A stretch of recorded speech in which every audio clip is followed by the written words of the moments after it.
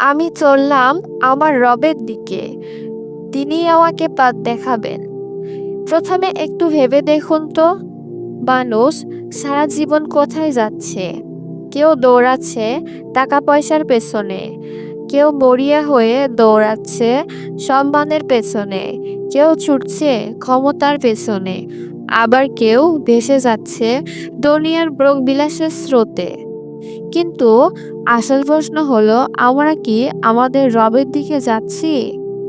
কোরআনে আল্লাহ বলেছেন, নিশ্চয়ই আমি আল্লাহ, আমার ছাড়া কোনো ইলাহ নেই। অতএব তুমি আমার ইবাদত করো এবং আমারই জন্য নামাজ কায়েম করো। নিশ্চয়ই কিয়ামত আসছে। অর্থাৎ মানুষ যেভাবেই দৌড়াক, শেষ ঠিকানাটা হলো আল্লাহর কাছে। অর্থাৎ আল্লাহর দিকেই আমাদের ফিরতে হবে।